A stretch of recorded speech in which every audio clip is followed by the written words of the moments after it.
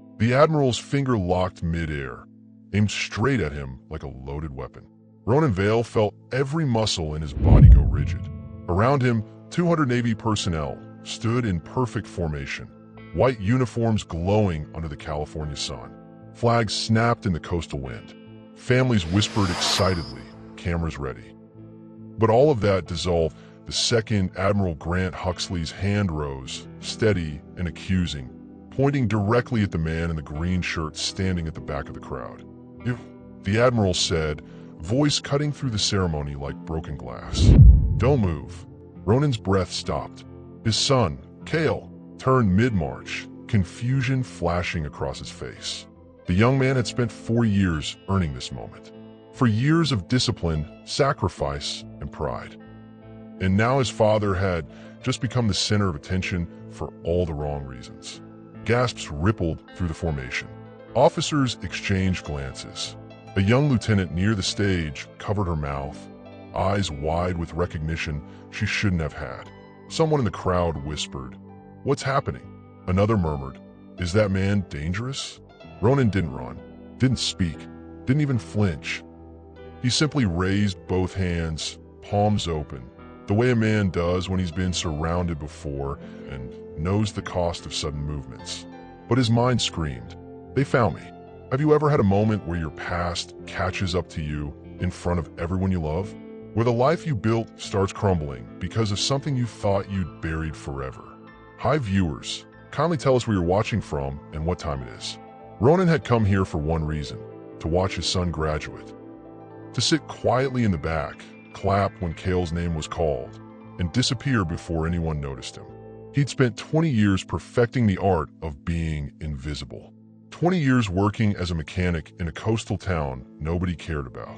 20 years raising Cale alone, never talking about the boy's mother except to say she'd been caught in something terrible. He never said what terrible thing. He never explained the nightmares that still woke him at 3 a.m. Drenched in sweat, hearing Helena's scream echo through burning warehouses. And he sure as hell never planned to explain the tattoo. But now, standing under the Admiral's unblinking stare, Ronan felt the fabric of his sleeve shift, felt the ink beneath it, black and ancient and damning, peeking out just enough for someone who knew what to look for. Admiral Huxley took a step forward, boots heavy on the stage. His jaw was tight, face drained of color. He looked like a man who'd just seen a ghost he thought was dead. "That mark," Huxley said, voice low but sharp enough to carry. "Where did you get it?" Ronan's throat went dry. Around him, parents craned their necks, trying to see what the Admiral saw. Cale stood frozen in formation, eyes locked on his father with a mixture of confusion and dawning horror. The wind picked up, carrying the smell of salt and distant rain.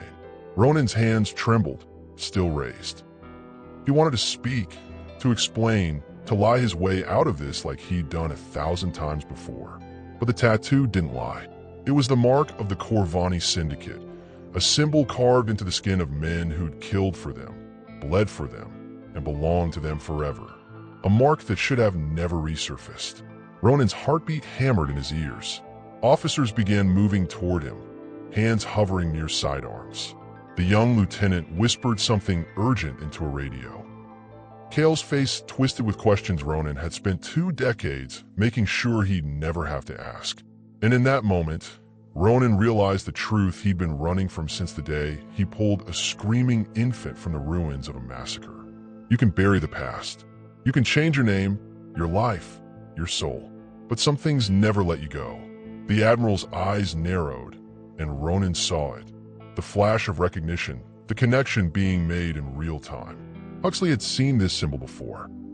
In classified files, in crime scene photos, in the kind of briefings that ended with body counts and closed cases that were never really closed. Security, the Admiral said quietly, never breaking eye contact with Ronan. Detain him. What do you think the Admiral recognized? Drop your guesses below. Ronan felt every eye in the crowd turn toward him like searchlights. 2 military police officers moved through the rows of families, hands on their belts, faces unreadable.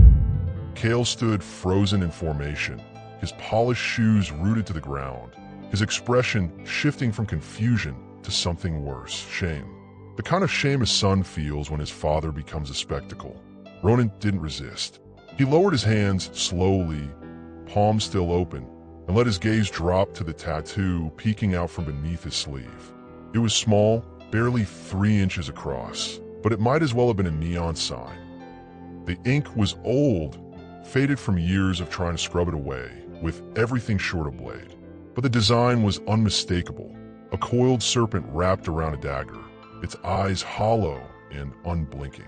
The mark of the Corvani Syndicate's enforcers. The mark of men who didn't just work for the organization, they were the organization. The invisible ones. The ones who made problems disappear. Ronan had spent 2 decades convincing himself that mark didn't define him anymore.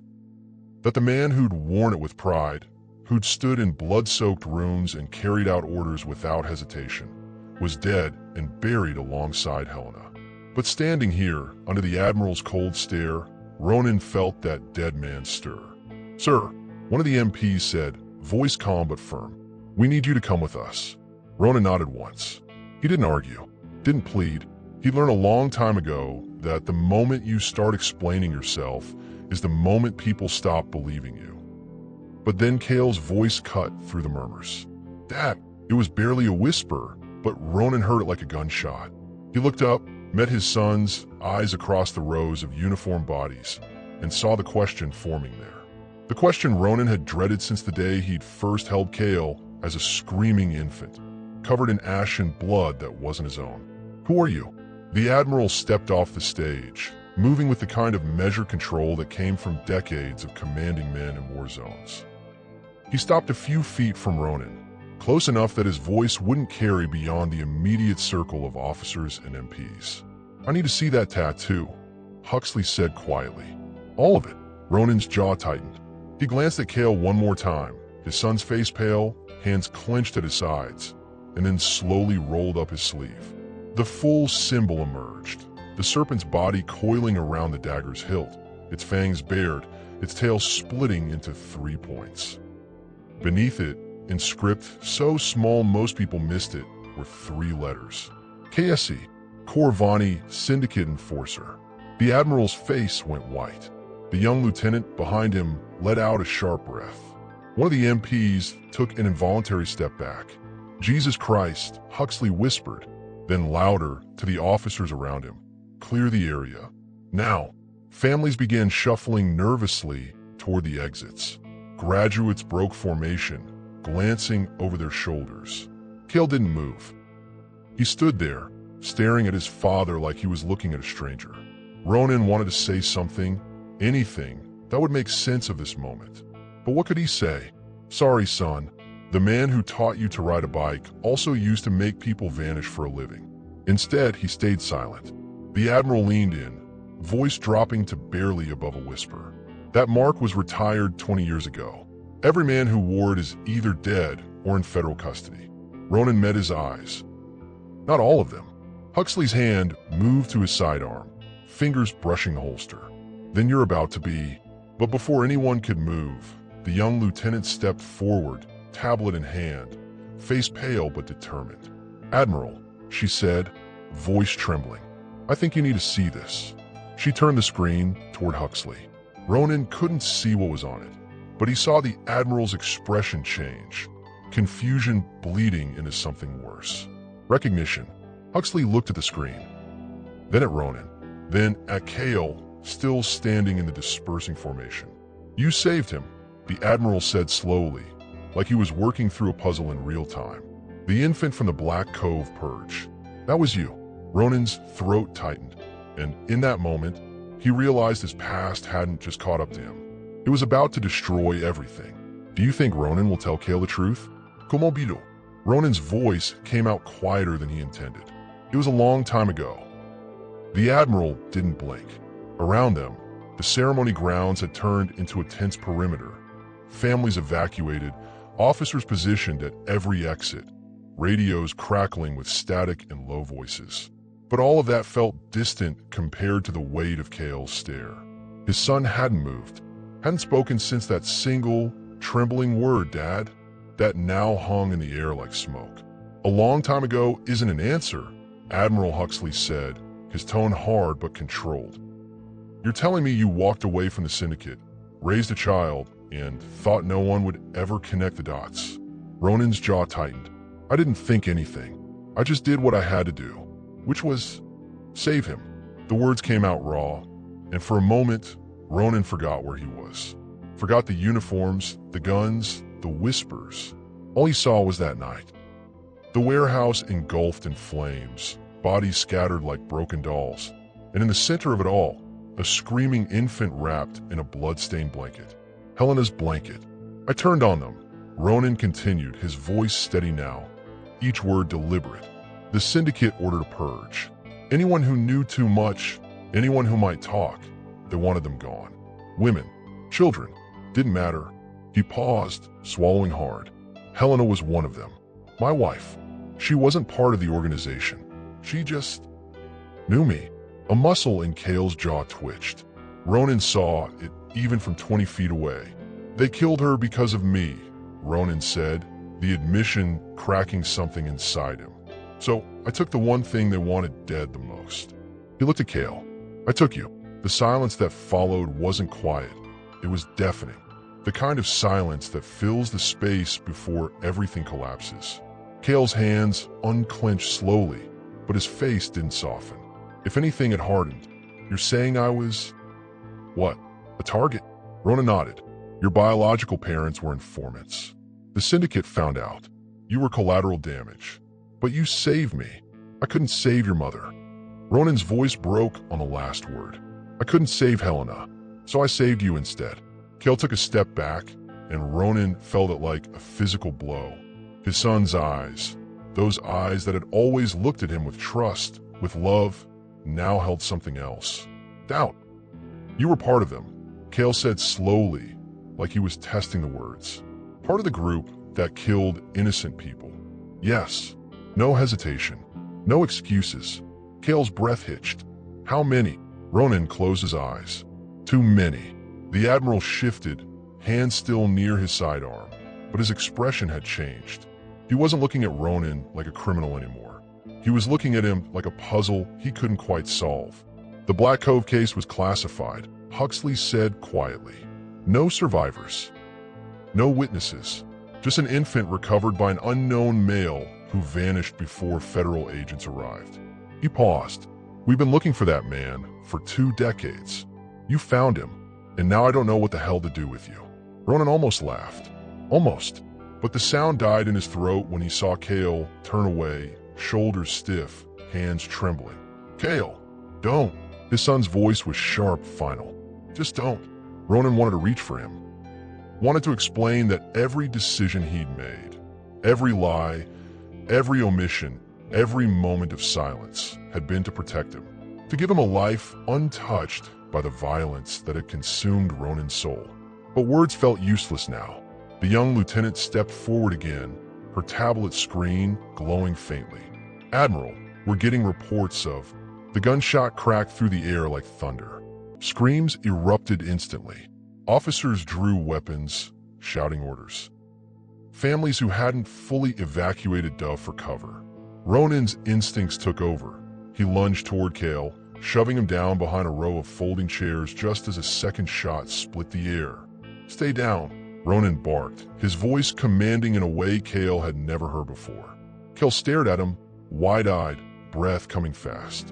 And for the first time in 20 years, Ronan felt the old instincts flood back, the ones he'd buried, the ones he'd sworn he'd never use again. The ones that had kept him alive in a world where hesitation meant death. 3 black SUVs screeched to a halt outside the ceremony gates, doors flying open. Men poured out, 6, maybe 8, all armed, all moving with military precision. And every single one of them wore the same tattoo Ronan had tried to forget. The Admiral cursed under his breath. How the hell did they get past base security? Ronan didn't answer. He was too busy scanning the perimeter, calculating angles, identifying threats. One of the syndicate operatives locked eyes with him across the distance and smiled. What do you think happens next? Drop your theories below. Cale's breath came in short, panic bursts. "Dad, what's happening?" Ronan didn't answer. He was already moving, pulling Cale behind a concrete barrier as bullets tore through the folding chairs they'd been standing near seconds earlier. Wood splintered. Metal screamed. Officers returned fire, muzzle flashes lighting up the ceremony grounds like a war zone. "Stay behind me," Ronan said, his voice cold and controlled in a way that made Cale's stomach twist. This wasn't the man who'd taught him how to change a tire. This wasn't the father who'd sat through every parent-teacher conference, who'd driven him to enlistment physicals, who'd cried, actually cried, the day Cale got his acceptance letter. This was someone else entirely. Admiral Huxley crouched beside them, weapon drawn, barking orders into his radio. "All units, code red. Armed hostiles on base. Repeat, armed hostiles on base." Ronan glanced at the Admiral. "They're not here for you." "Then who?" "Me." Ronan's jaw tightened. "And him." He nodded toward Cale. Cale felt his blood go cold. "What?" "They tracked me here," Ronan said, eyes never leaving the advancing operatives. "They've been watching, waiting. They knew I'd come to your graduation. Knew you'd be here." His voice dropped. "Knew you were everything to me." Cale's mind reeled. "You're saying they want to kill me because of you?" "They want to kill you because I took you from them 20 years ago." The words hit Cale like a freight train. He stared at his father, at the man he thought he knew, and felt something inside him fracture. "You're telling me my entire life has been a lie?" Ronan finally looked at him, and for a brief second, Cale saw something raw and broken in his father's eyes. "Your life is the only thing I ever did right." Before Cale could respond, one of the syndicate operatives broke from the group, sprinting toward their position with lethal speed. Ronan moved without thinking, grabbed the operative's wrist mid-strike, twisted hard, and drove his knee into the man's ribs. The operative crumpled with a choked gasp. Cale stared, mouth open. "You said you left that life." Ronan didn't look at him. "I did. Doesn't mean I forgot how to survive it." The Admiral grabbed Ronan's shoulder. "We need to get you both inside. Now." They moved as a unit. Ronan leading, Huxley covering the rear, Cale stumbling between them in a daze. Around them, Navy personnel engaged the syndicate operatives in brutal close-quarters combat. Gunfire echoed. Radios crackled. Someone screamed for a medic. They reached a side building, heavy metal door reinforced for security. The Admiral punched in a code, and the lock disengaged with a heavy clunk. Inside, the hallway was narrow, fluorescent lights flickering overhead. Ronan's breathing was steady, controlled. Cale's was anything but. "Dad, not now." "Yes, now." Cale stopped walking, forcing Ronan to turn. "You owe me the truth. All of it." Ronan's expression was unreadable. "You want the truth? Fine. Your biological parents were federal informants. They agreed to testify against the syndicate in exchange for witness protection. But someone inside law enforcement leaked their location." His voice was flat, detached. "The syndicate sent a kill team. Your parents didn't make it. You were supposed to die with them." Cale felt his legs weaken. "But you..." "I was on that kill team." The hallway seemed to tilt. "I was ordered to finish the job," Ronan continued. "Walk into that safe house, eliminate everyone inside, and burn it to the ground. But when I got there," his voice cracked, "when I saw you, this tiny, screaming baby wrapped in a blanket your mother had embroidered, I couldn't do it." Cale's throat tightened. "So you took me." "I took you, and I ran. Helena helped me disappear. We moved every few months for the first 5 years. Changed names. Paid cash for everything. Stayed off every grid we could." Ronan's eyes glistened. "She loved you like you were hers, and the syndicate killed her for it." Cale's chest felt like it was caving in. "Why didn't you ever tell me?" "Because you deserve a life without this hanging over you.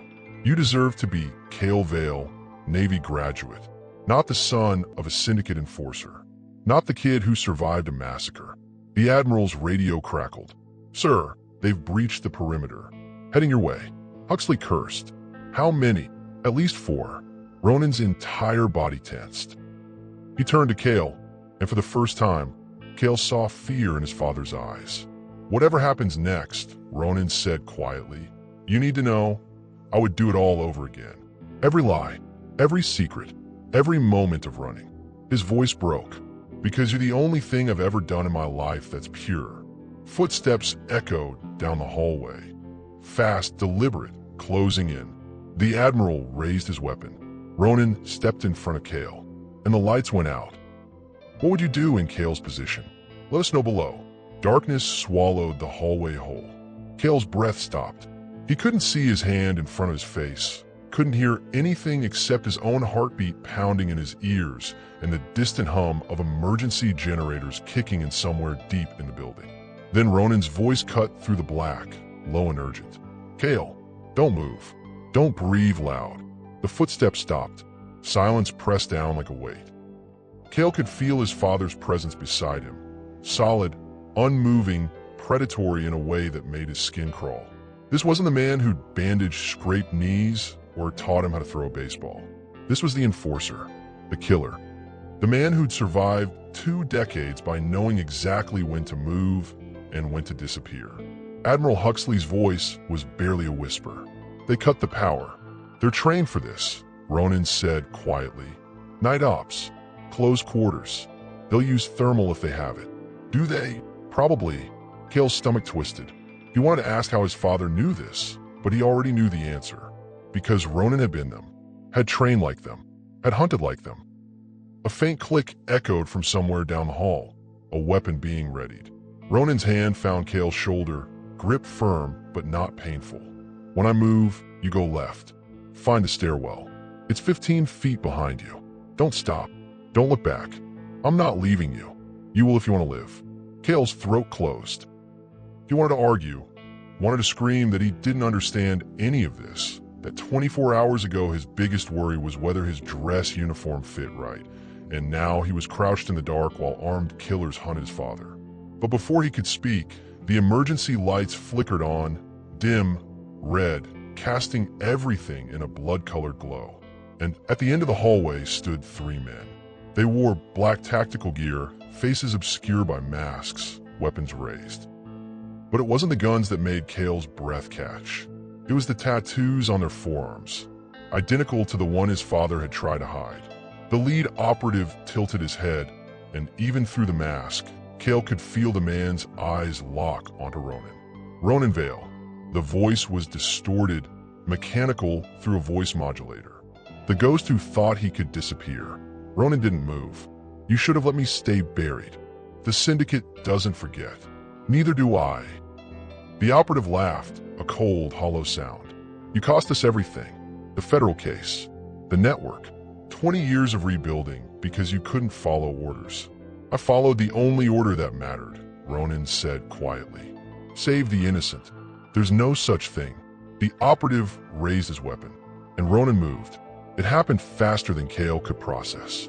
1 second his father was standing still. The next, he'd closed the distance, disarmed the lead operative, and drove him into the wall with brutal efficiency. The man's weapon clattered to the floor. The other 2 operatives opened fire, but Ronan was already moving, dragging the first man as a shield, bullets tearing through the operative's vest instead of Ronan's chest. Admiral Huxley returned fire, forcing the other 2 into cover. Cale, go, Ronan shouted, but Cale couldn't move. He was frozen, watching his father fight like a man who'd done this 1,000 times before.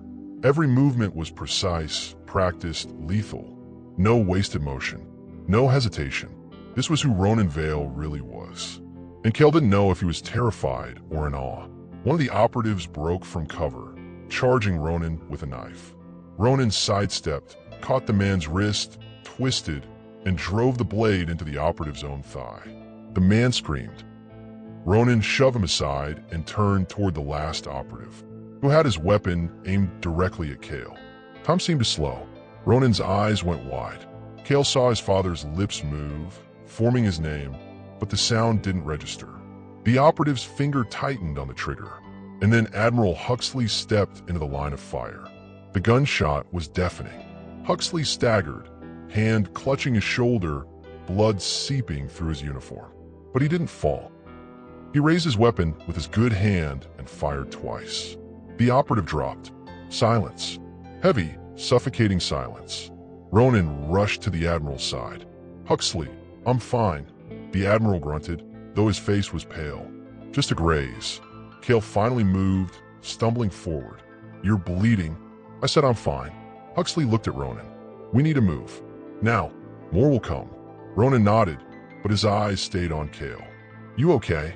Cale didn't know how to answer that. His hand was shaking. His mind was screaming. Everything he thought he knew had shattered in the span of an hour. But he nodded anyway, because what else could he do? They moved through the building in tense silence. Ronan leading with the instincts of someone who'd spent a lifetime evading danger. Every corner, every doorway, every shadow was a potential threat. And then they heard it. More footsteps, more voices, but not from behind them. From ahead. Ronan stopped, jaw tight. "They're surrounding us."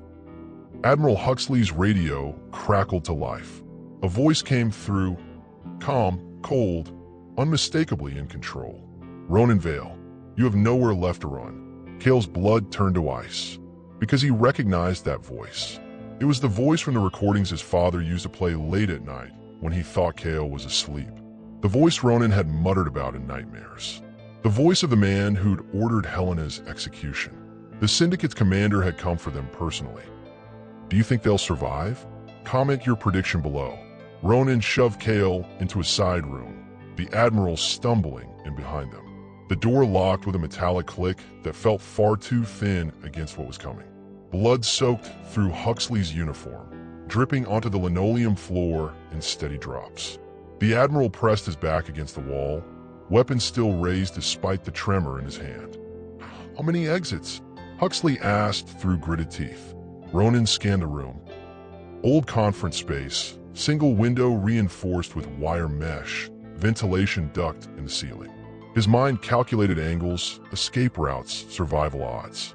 All of them bad.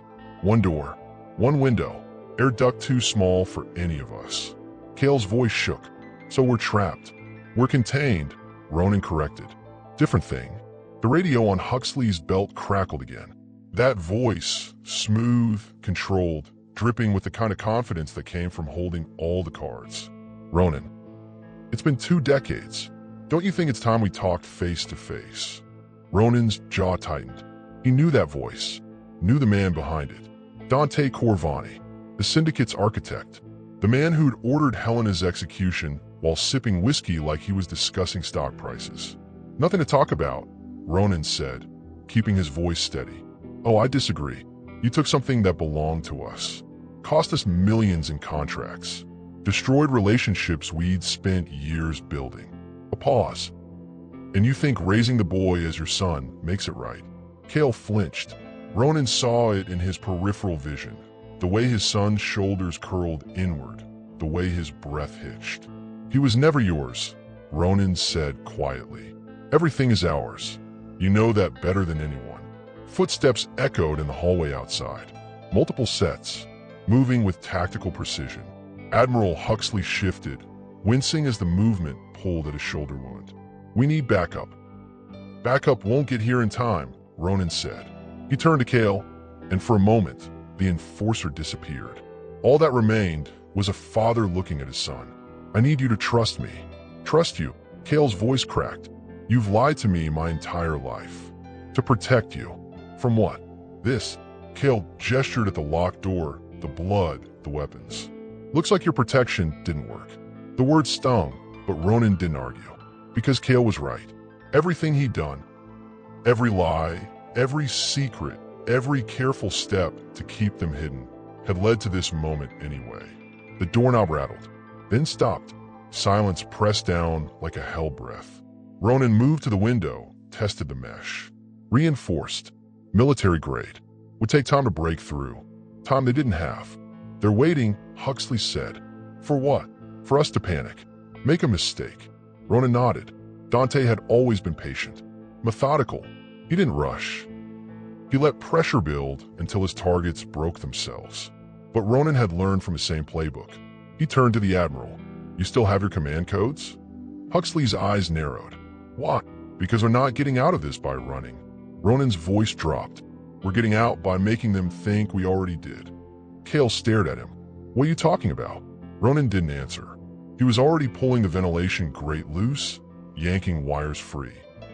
His hands moved with the muscle memory of someone who'd spent years rigging distractions, misdirections, false trails. The door handle turned slowly, deliberately, and Ronan knew Dante was on the other side, waiting. What do you think Ronan's plan is? Drop your theories below. The door exploded inward, not with force, with precision. The lock disengaged, the frame stayed intact, and 3 operatives swept into the room with weapons raised. But the room was empty. One of the operatives stepped forward, scanning corners, checking angles. His radio hissed, "Sir, they're not here." A pause. Then Dante's voice, calm and unhurried. "Check the duct." The operative aimed his flashlight at the ceiling. The ventilation grate hung loose, wires dangling.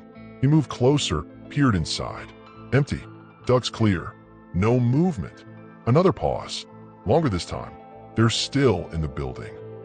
Meanwhile, 3 floors below, Ronan led Cale and the Admiral through a maintenance tunnel that smelled like rust and old water. Emergency lights cast everything in sickly yellow. The Admiral's breathing was labored, each step dragging. "How'd you know about this?" Cale whispered. "Because I helped design the security protocols for bases like this 20 years ago," Ronan said. "The Syndicate had people everywhere. Military, government, law enforcement." He glanced back. "I was one of them." Cale's stomach twisted. Every answer just led to more questions. More lies. More proof that the man he'd called Dad was someone else entirely. They reached a junction. 3 tunnels branching in different directions. Ronan stopped, listening. Footsteps above them. Muffled voices. Radios crackling. "They're sweeping the building floor by floor," Huxley said. "They'll find us eventually," Cale added. Ronan turned to face them both. "Not if I give them what they want." The Admiral's eyes widened. "You're not seriously. It's the only way." Ronan's voice was steady. Final. "Dante didn't come here for you. He came for me. And for Cale." He looked at his son. "If I turn myself in, he'll let you go." "That's insane," Cale said. "He'll kill you." "Probably. Then why?" "Because you get to live." Ronan's voice cracked. "Because you get to walk out of here and have the life I stole from you 20 years ago. The life you earned. The life you deserve." Cale felt something hot and angry rise in his chest. "I don't want that life if it means you die. You don't get a choice." "Neither do you." They stared at each other, father and son, enforcer and sailor, past and future colliding in a tunnel that smelled like decay. Admiral Huxley's radio crackled. A new voice came through, not Dante's, but one of the base commanders. "All units, we have visual on hostiles moving toward the south perimeter. Requesting permission to engage." Ronan's head snapped up. "South perimeter. That's where they parked the SUVs. They're retreating?" Cale asked. "No." Ronan's face went pale. "They're regrouping, bringing in reinforcements." Huxley cursed under his breath. "How many are we talking?" "Enough to level this entire base if they want to." The Admiral made a decision. He grabbed his radio, ignoring the blood seeping through his fingers. "This is Admiral Huxley. Authorization code Theta 97. I need a tactical team at my location. Now." A pause. Then, "Sir, we can't confirm your location. Maintenance level, South Junction. And I need someone who knows how these people operate." "Sir, we don't have anyone with that kind of." Huxley looked at Ronan. Ronan looked back. And in that moment, an understanding passed between them. Not trust, not yet, but recognition. The Admiral saw what Ronan had become, and what he'd spent 20 years trying not to be. "You want to stop them?" Huxley asked quietly. "I want my son safe." "Then help me end this." Ronan hesitated. Every instinct screamed at him to run, to take Cale and disappear the way he'd done before, to bury himself so deep that not even Dante could find him. But Cale's voice cut through the noise. "Dad, if you run now, they'll never stop hunting us." Ronan closed his eyes, felt the weight of 2 decades pressing down on his shoulders. Helena's face flashed in his mind. Her smile, her laugh, the way she'd looked at him the night before she died and said, "Promise me you'll keep him safe." He'd kept that promise, but safety wasn't enough anymore. Ronan opened his eyes and met the Admiral's gaze. "Tell your team I'm coming in, and tell them I'm on your side." The Admiral nodded once, and together, they moved toward the one thing Ronan had spent half his life running from: the fight. Do you think the Admiral made the right call? Let us know below. The stairwell door burst open and Ronan came through first, weapon drawn from a fallen operative, eyes scanning every angle like a machine. Cale followed close behind, heart hammering. The Admiral brought up the rear, his injured arm tucked against his chest, but his good hand steady on his sidearm. They emerged into a loading bay. Concrete floors, metal crates stacked like a maze, overhead lights flickering. And standing in the center of it all, surrounded by 6 armed operatives, was a man Ronan hadn't seen in 20 years. Dante Corvani. He looked older, silver threaded through his dark hair, lines carved deeper around his eyes. But the smile, that cold, calculating smile, hadn't changed. "Ronan Vale," Dante said, voice smooth as oil. "The man who broke the unbreakable rule." "I didn't break it," Ronan replied. "I chose something better. You chose sentiment, weakness."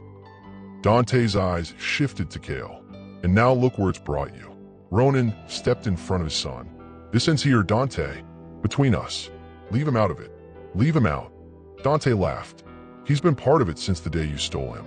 Every year you kept him alive was a year you disrespected our work. Your work was murder. Our work was order." The operatives shifted, weapons trained on Ronan. But he didn't move, didn't flinch. Years of survival instincts told him that the second he showed fear, they'd strike. "You could have walked away clean," Dante continued. "Disappeared completely. But you got greedy. Raised the boy like he was yours. Gave him your name." He shook his head. "That was your mistake. My only mistake was not killing you when I had the chance." Dante's smile widened. "Then let's fix that." He nodded once. The operatives moved, but so did Ronan. He fired twice. Center mass, dropping the closest operative before the man could pull his trigger. Then he was moving, using the crates as cover, drawing fire away from Cale and the Admiral. Huxley opened fire from the opposite side, forcing the operatives to split their attention. Chaos erupted, gunfire echoing off metal, muzzle flashes lighting up the shadows, shouts and screams blending into white noise. Cale dove behind a crate, hands shaking. He'd trained for combat, drilled scenarios, passed every test.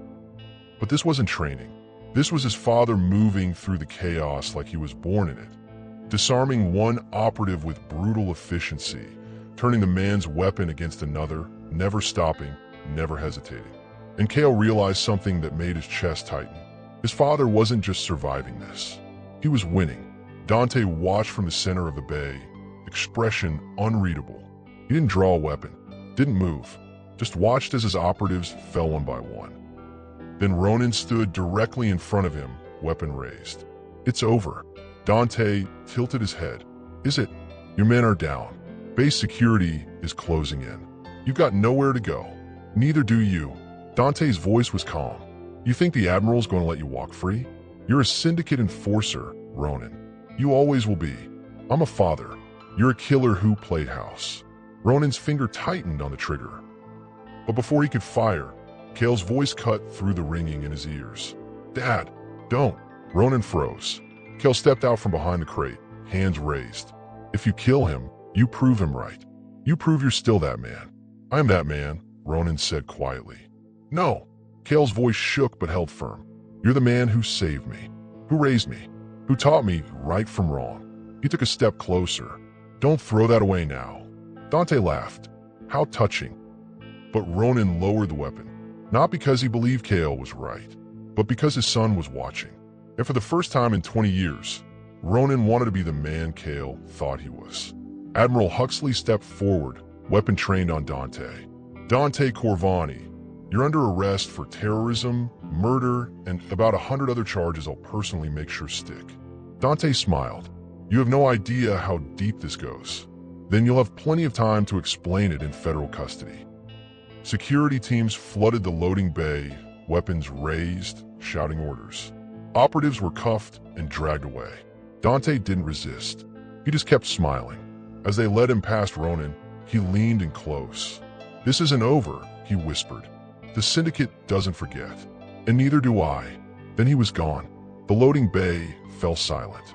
Ronan turned to Cale, expecting anger, expecting rejection.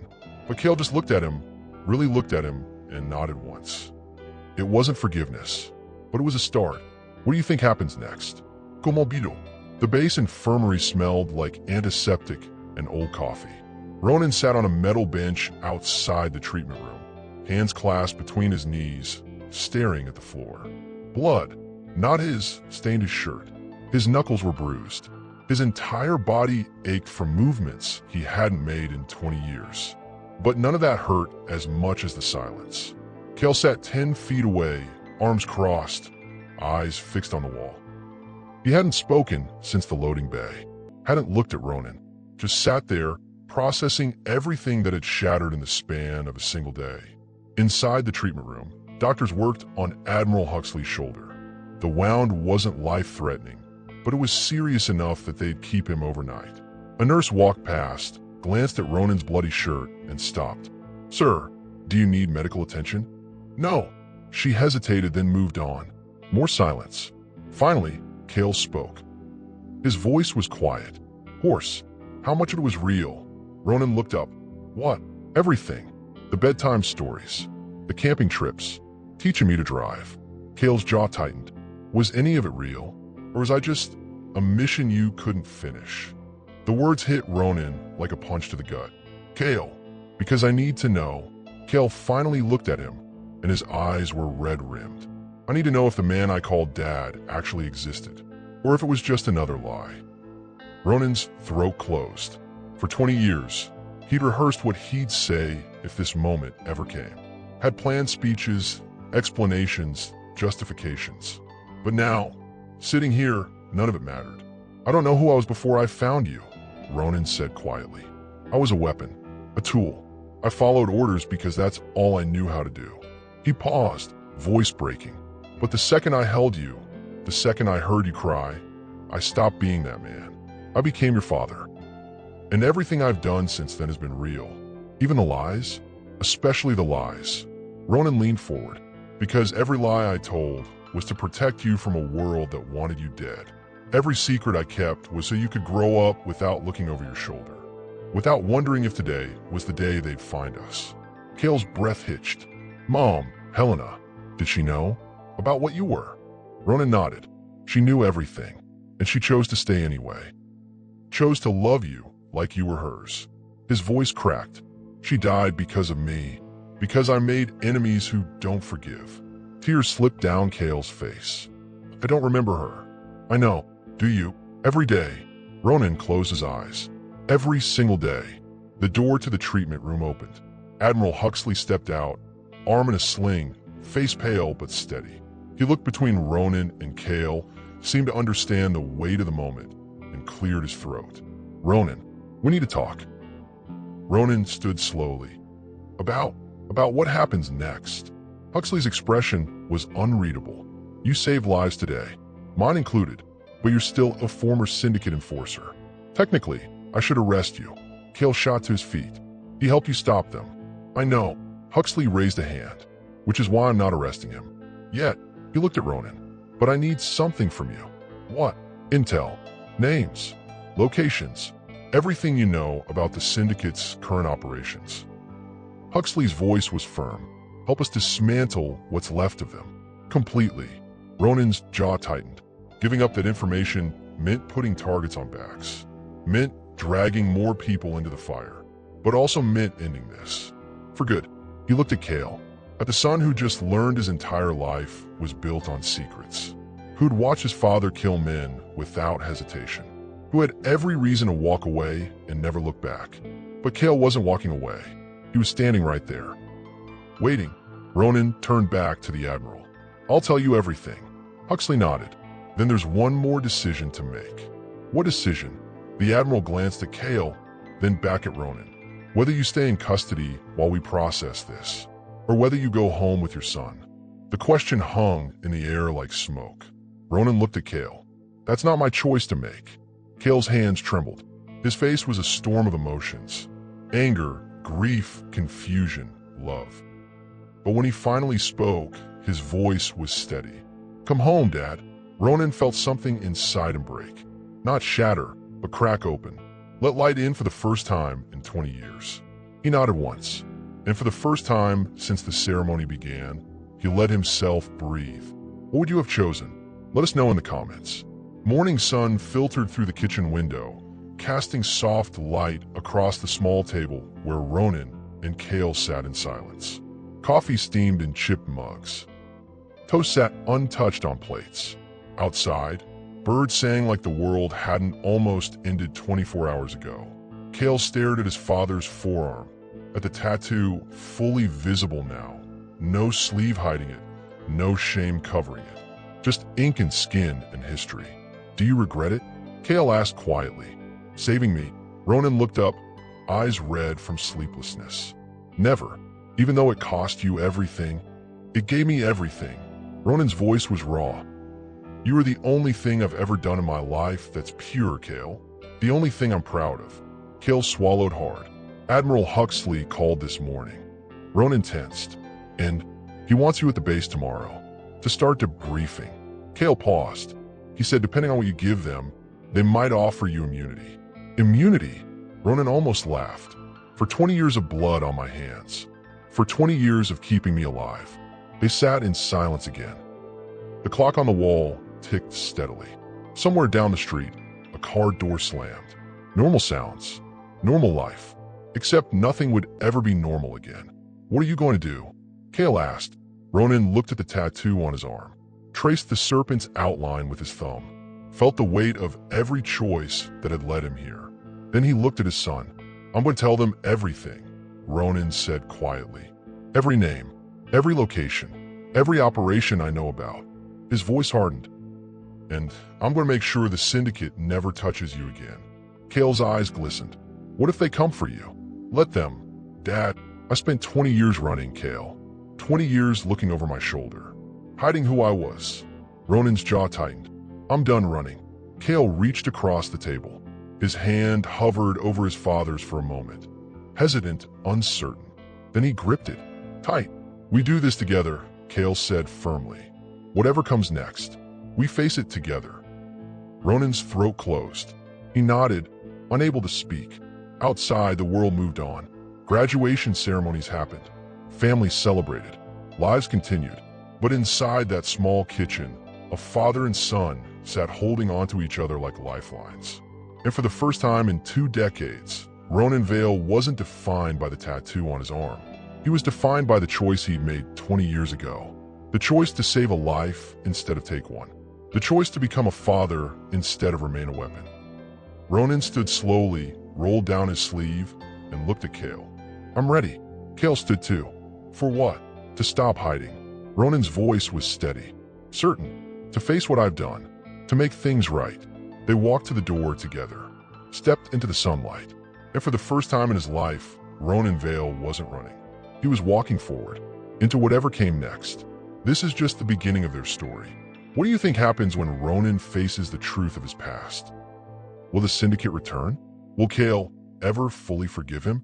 Subscribe and turn on notifications so you don't miss the next chapter of stories that inspire, challenge, and remind us that redemption is always possible.